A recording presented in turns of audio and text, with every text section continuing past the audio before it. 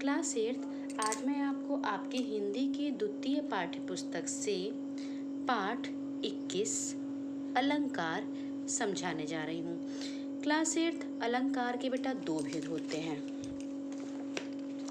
अलंकार के दो भेद होते हैं, शब्दालंकार और अर्थालंकार। जिसमें से क्लास 8 जो शब्दालंकार है वो आप पढ़ेंगे हाफ ईयरली एग्जामिनेशन के लिए, और जो अर्थालंकार है वो पढ़ेंगे बेटा आप एनुअल एग्जामिनेशन के लिए। तो इस तरह से क्लास 8 आपको अभी शब्दालंकार समझना है और शब्दालंकार का ही आपको कॉपी वर्क भी करना होगा। अभी बेटा आपको मात्र पढ़ना और समझना है, कॉपी वर्क आप बाद में कीजिएगा।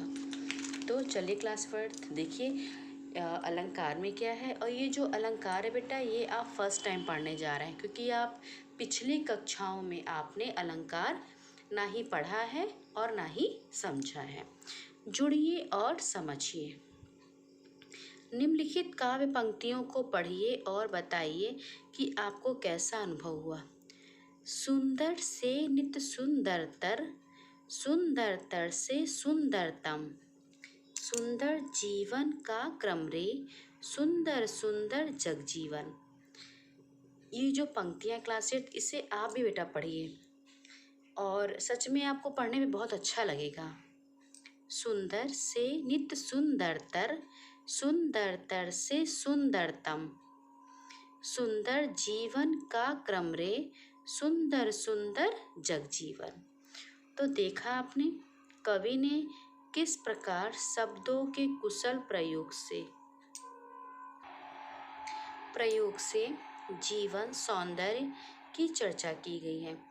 ये जो बेटा यहाँ पर जो शब्द हैं, देखिए इन शब्दों का प्रयोग कितनी कुशलता से किया गया है और यहाँ पर जीवन की सुंदरता की चर्चा की गई है। इन पंक्तियों में बेटा जीवन की सुंदरता की चर्चा की गई है, जीवन की सुंदरता के बारे में बताया गया है।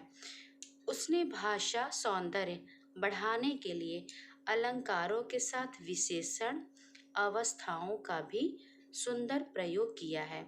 ये जो बेटा है सुंदरतर और सुंदरतम, आपने विशेषण पढ़ा है, तो विशेषण में क्या है पढ़ा आपने, ये क्या है, ये अवस्थाएं हैं। तो यहाँ देखा बेटा आपने कि कवि ने ये जो भाषा है, भाषा की सुंदरता बढ़ाने के लिए कवि ने अलंकारों के साथ साथ बेटा क्या किया है, विशेषण की अवस्थाओं का भी प्रयोग किया है। अलंकारों के बारे में तो हम अध्याय में विस्तार से जानेंगे, पर देखना यह है कि आपकी स्मरण शक्ति कितनी अच्छी है और विशेषण अवस्थाओं को आप भूले तो नहीं हैं। इसलिए पहले आप पूछे गए प्रश्नों के उत्तर लिखिए। यहाँ बेटा कुछ प्रश्न पूछे गए हैं, आपको उनके उत्तर लिखने हैं। दी गई तालिका में उपर्युक्त काव्य पंक्तियों में से चयन करके उन 3 शब्दों को लिखिए जिनके माध्यम से कवि ने विशेषण की अवस्थाओं को दर्शाया है। तो 3 अवस्थाएं बेटा, सुंदर, सुंदरतर और सुंदरतम। अपने शब्दों में उपर्युक्त काव्य पंक्तियों का अर्थ स्पष्ट कीजिए। अब आइए बेटा पेज नंबर 253 पर।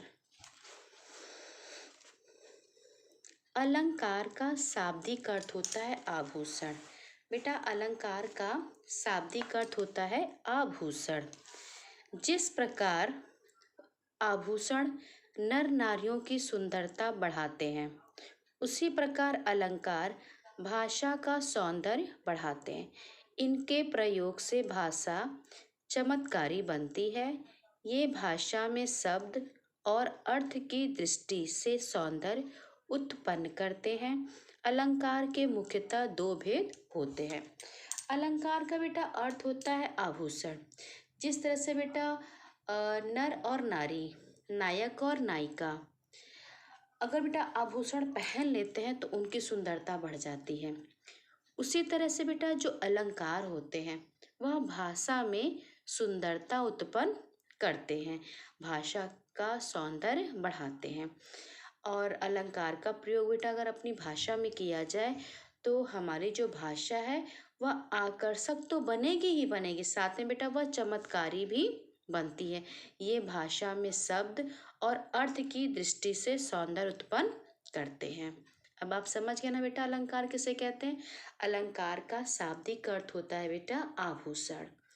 जिस तरह से बेटा कोई भी, चाहे स्त्री हो या पुरुष, अगर वह आभूषण पहन लेता है तो उसकी सुंदरता बढ़ जाती है।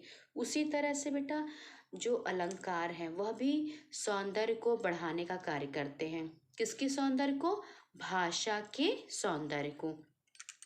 अलंकार का प्रयोग बेटा अगर भाषा में किया जाता है तो हमारी भाषा जो है वह चमत्कारी भी बनती है, साथ ही साथ ये भाषा में शब्द और अर्थ की दृष्टि से सुंदरता उत्पन्न करते हैं। अलंकार के मुख्यतः दो भेद होते हैं, शब्द अलंकार और अर्थालंकार, जिसमें से बेटा शब्द अलंकार आपको अभी पढ़ना है और अर्थालंकार आपको एनुअल एग्जामिनेशन के लिए पढ़ना होगा। शब्द अलंकार, काव्य में जहाँ शब्दों के विशिष्ट प्रयोग से सौंदर्य और चमत्कार उत्पन्न होता है वहाँ शब्द अलंकार होता है। बेटा अलंकार किसे कहते हैं आप समझ गए। अब आपको शब्द अलंकार समझना है। बेटा काव्य में, कविता में जहाँ शब्दों का विशेष प्रयोग होता है, शब्दों का विशेष प्रयोग होता है और विशेष प्रयोग से सौंदर्य और चमत्कार उत्पन्न होता है, वहाँ शब्द अलंकार होता है। जैसे तट तमाल तरुवर बहु छाए। अब ये देखिए बेटा, तट फिर तमाल फिर तरुवर, यहाँ ता वर्ण के विशेष प्रयोग से पंक्ति में लयात्मकता, पंक्ति में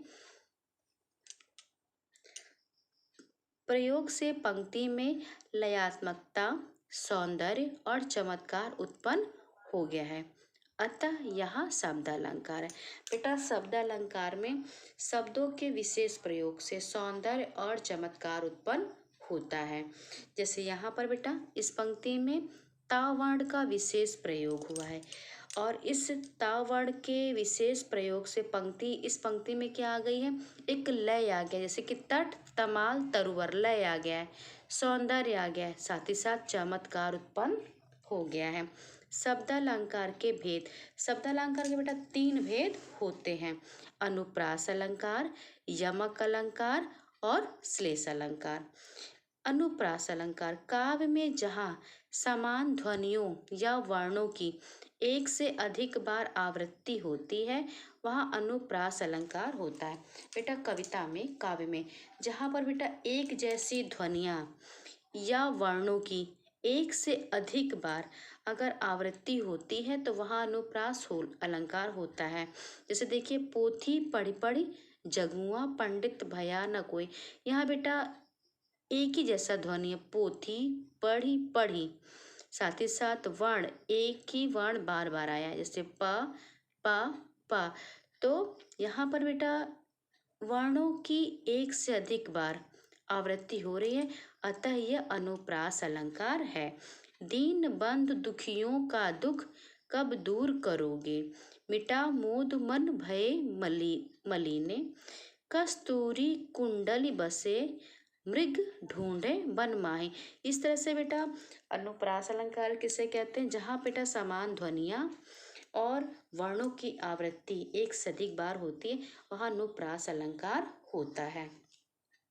अब है यमक अलंकार, जब कविता में किसी एक शब्द का एक से अधिक बार भिन्न भिन्न अर्थों में प्रयोग हो तब वहाँ यमक अलंकार होता है। बेटा अनुप्रास अलंकार में क्या होता है, वर्ण एक ही वर्ण कई बार घूमता है, एक ही वर्ण बार बार आता है, वहाँ अनुप्रास अलंकार होता है। जबकि बेटा यमक अलंकार में वर्ण नहीं शब्द आता है, शब्द जो है वो एक ही शब्द एक से अधिक बार आता है और बार बार आता है मगर उसका अर्थ क्या होता है, अलग अलग होता है, तो वहाँ यमक अलंकार होता है। जैसे काली घटा का घमंड घटा, एक तो काली घटाओं के बारे में है, दूसरा उसके घमंड के घटने के बारे में। अब आइए पेज नंबर 254 पर। यहाँ घटा शब्द का प्रयोग दो बार हुआ है और दोनों बार उसका अलग अर्थ है। पहले घटा का अर्थ है बादल और दूसरे घटा का अर्थ है कम होना, अतः यह यमक अलंकार है। माला फेरत जुग भया, फिरा न मन का फेर, कर का मन का डार दे, मन का फेर। यहाँ बेटा मन का शब्द का प्रयोग 4 बार हुआ है। दूसरे और चौथे मन का अर्थ है मोती। दूसरे और चौथे मन का अर्थ है मोती अथवा माला जो होती है माला के दाने। पहले और तीसरे मन का अर्थ है हृदय का। तो इस तरह से बेटा यमक अलंकार में क्या होता है कि एक जो शब्द होता है वो एक से अधिक बार आता है, परंतु जितनी बार आता है उसका अर्थ क्या होता है, अलग अलग होता है।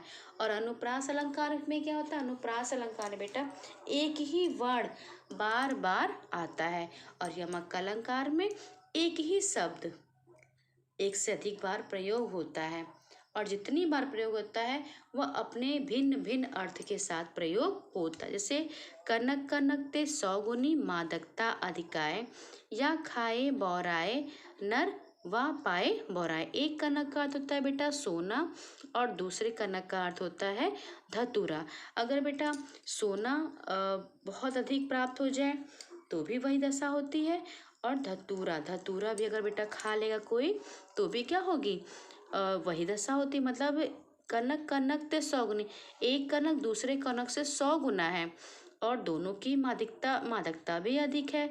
खाए तो भी बौराए और पाए तो भी बौराए। अब है तीसरा भेद श्लेष अलंकार। श्लेष थोड़ा बेटा आपको अच्छे से समझना होगा।